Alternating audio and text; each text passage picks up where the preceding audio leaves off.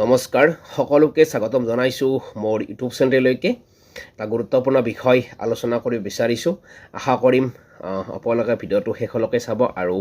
যিমান পাৰে সিমানে শ্বেয়াৰ কৰিব লগতে সাবস্ক্ৰাইব কৰিবলৈ নাপাহৰিব শিক্ষক নিযুক্তিৰ এটা গুৰুত্বপূৰ্ণ বিষয় আজি এই ভিডিঅ'ৰ জৰিয়তে আলোচনা কৰিম যিসকল প্ৰাৰ্থীয়ে ৫৫৫০ পদ আবেদন কৰিছিল লগতে ৪৫০০ পদৰ কাৰণে আবেদন কৰিবলৈ অপেক্ষা কৰি আছে বা ইতিমধ্যে আবেদন কৰিছে সেইসকল প্ৰাৰ্থীৰ কাৰণে ভিডিঅ'টো যথেষ্ট গুৰুত্বপূৰ্ণ হয়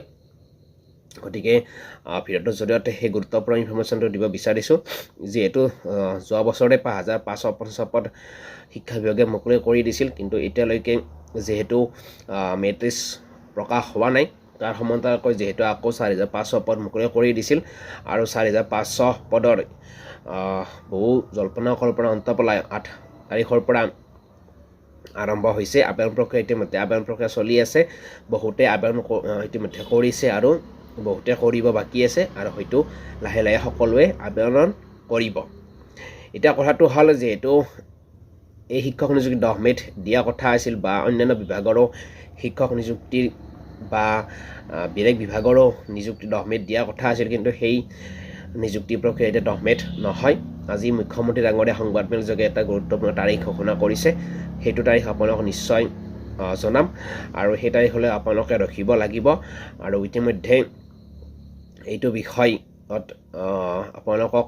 যেহেতু ভিডিঅ' আগবঢ়াই আছিলোঁ ৪৫০০ বা ৫৫৫০ পদৰ ওপৰত গতিকে ৫৫৫০ পদৰ মেৰিট লিষ্ট প্ৰকাশ হোৱা নাই আৰু ৫৫৫০ পদৰ যেহেতু মেৰিট লিষ্ট প্ৰকাশ হোৱা নাই তাৰে লগতে যেহেতু ৪৫০০ পদ মুকলি কৰি দিলে আবেদন প্ৰক্ৰিয়া চলি এতিয়া অভাৰলেপিং হ'ব নেকি এইটো বিষয়ত এতিয়া ভুলভাৱে চৰ্চিত হৈ আছে বা সামাজিক মাধ্যমতো এইটো বিষয় চৰ্চিত হৈ আছে একাংশই কৈ আছে অভাৰলেপিং হ'ব একাংশই কৈ আছে অভাৰলেপিং নহয় এতিয়া কথাটো হ'ল যদিহে চৰকাৰে নিবিচাৰে বা শিক্ষা বিভাগে নিবিচাৰে তেতিয়াহ'লে অভাৰলেপিং নহয় কাৰণ ৫৫৫০ পদৰ মেৰিট লিষ্ট প্ৰকাশ নহ'লেও ৪৫০০ পদ যে আবেদন কৰিব দিছে তাত যেহেতু মেৰিট লিষ্ট প্ৰকাশ হোৱা নাই ৫৫৫০ পদৰ প্ৰাৰ্থীসকলেও ৪৫০০ আবেদন কৰিব আৰু এতিয়া কথাটো হ'ল যিসকলৰ মাৰ্ক বেছি সেইসকলে ৫৫৫০ পাব আৰু ৪৫০০ পদতো পাব অৰ্থাৎ দুয়োটাতে পাব গতিকে তাৰ ফলত কি হ'ব অভাৰলেপিং হ'ব আৰু একাংশ প্ৰাৰ্থী বঞ্চিত হ'ব এইটো ধাৰণা এতিয়া বহুতৰে মনত উদয় হৈছে আৰু একাংশ কৈ আছে যে অভাৰলেপিং নহয় এতিয়া কথাটো হ'ল সেইটো নিৰ্ভৰ কৰিব চৰকাৰ তথা শিক্ষা বিভাগৰ ওপৰত যদিহে চৰকাৰে বিচাৰে অভাৰলেপিং কৰিম সেইটো অভাৰলেপিং হ'ব আৰু যদিহে নিবিচাৰে তেতিয়াহ'লে অভাৰলেপিং নহয় এতিয়া ৫৫৫০ পদত যিসকল প্ৰাৰ্থী চিলেক্ট হ'ব সেইসকল প্ৰাৰ্থীক যদি আকৌ ৪৫০০ চিলেক্ট হয় সেইসকল প্ৰাৰ্থীক অট'মেটিকেলি কাটি দিয়া হ'ব বা কাটি দি কেনে বেলেগ প্ৰাৰ্থীক সোমাই দিব তেনেকুৱা কৰিলে অভাৰলেপিং নহয় গতিকে মই ভাবোঁ বা আশা কৰোঁ যে অভাৰলেপিং এইবাৰ নহ'ব বা চৰকাৰে বা শিক্ষা বিভাগে সেইটো নকৰিব অভাৰলেপিং হ'লে পোৱাবিলাকে পাই থাকিব আৰু নোপোৱাবিলাকে ৰৈ থাকে গতিকে এতিয়া কথাটো হ'ল যে ৫৫৫০ পদত যিসকল প্ৰাৰ্থীয়ে চিলেক্ট হ'ব সেইসকল প্ৰাৰ্থীৰ হয়তো নাম কটা যাব ৪৫০০ত চিলেক্ট হ'লে গতিকে সেইটো নিৰ্ভৰ কৰিব শিক্ষা বিভাগৰ ওপৰত আৰু সেইকাৰণে আপোনালোকে ৰখিব লাগিব সময়লৈকে এতিয়া কথাটো হ'ল এই যে শিক্ষা বিভাগৰ দুটা মিলি কেনে ১০০৫০টা পদ এই ১০০৫০ পদৰ নিযুক্তি প্ৰক্ৰিয়া অৰ্থাৎ নিযুক্তি দিব অক্টোবৰ ৮ তাৰিখে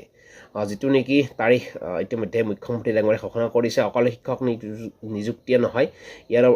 লগতে জিটিপিজিটি বা অন্য গ্ৰেড 3 গ্ৰেড 3rd গ্ৰেড এনেকৈ যিসকল বা যিকেইটা বিভাগৰ পদ খালী হৈছে সেইকেইটাৰ বা ইতিমধ্যে কিছুমান বিভাগৰ পৰীক্ষা হৈ গৈছে গতিকে সকলো সামৰি প্ৰায় ৪০,০০০ পদ ৮ অক্টোবৰত নিযুক্তি দিব বুলি মুখ্যমন্ত্ৰী ডাঙৰীয়াই ঘোষণা কৰিছে যিহেতু ইয়াৰ আগতে ৮ মেত দিব বুলি কৈছিল কিন্তু সেইটো এতিয়া নহ'ব সকলোখিনি গৈ কিনে ৮ অক্টোবৰলৈকে প্ৰতিজন প্ৰাৰ্থীয়ে ৰখিব লাগিব আৰু ৪০,০০০ পদ ৮ অক্টোবৰত মুখ্যমন্ত্ৰী ডাঙৰীয়াই আজি সংবাদমেল যোগে নিযুক্তি দিব বুলি ঘোষণা কৰিছে গতিকে তাৰে আগত শিক্ষক নিযুক্তিৰ কামখিনি সম্পূৰ্ণ হৈ যাব যিহেতু সময় হাতত আছে প্ৰায় আজি যিহেতু এইটো মাৰ্চৰ মাহ April May June July August September প্ৰায় 7 মাহ আছে গতিকে এইখিনি সময়ত সকলো বিভাগৰে নিযুক্তি প্ৰক্ৰিয়া কামবিলাক সম্পূৰ্ণ হৈ যাব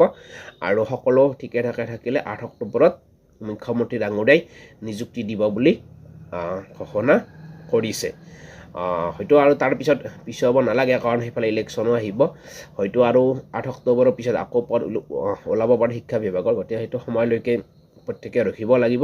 এতিয়া এইটো মুহূৰ্তত আপোনালোকক জনাব বিচাৰিছোঁ যে 40,000 পদৰ ভিতৰত শিক্ষক নিযুক্তি নিম্ন প্ৰাথমিক আৰু উচ্চ প্ৰাথমিকৰ নিযুক্তি প্ৰক্ৰিয়া 8 অক্টোবৰত নিযুক্তি দিয়া হ'ব সেইটো